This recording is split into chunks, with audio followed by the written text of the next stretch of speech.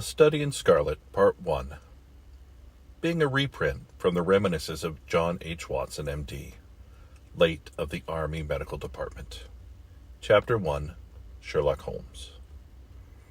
In the year 1878, I took my degree of Doctor of Medicine of the University of London, and proceeded to Netley to go through the courses prescribed for surgeons in the Army.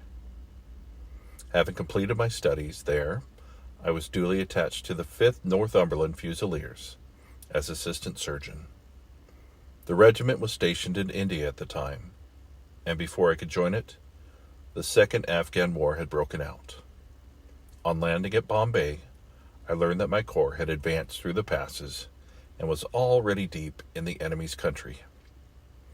I followed, however, with many other officers who were in the same situation as myself, and succeeded in reaching Kandahar in safety, where I found my regiment, and at once entered upon my new duties.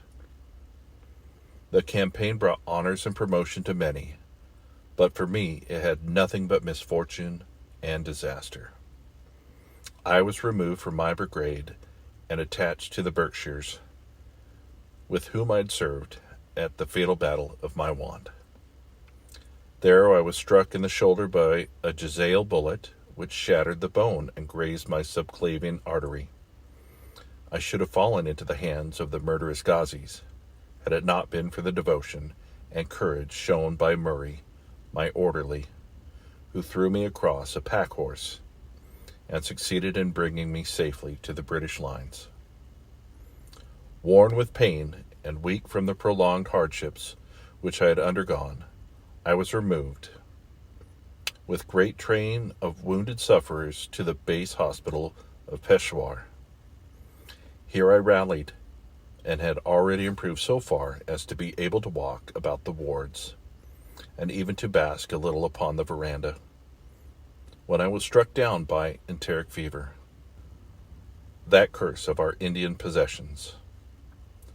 For months my life was despaired of, and when I at last came to myself and became convalescent, I was so weak and emaciated that the medical board determined that not a day should be lost in sending me back to England.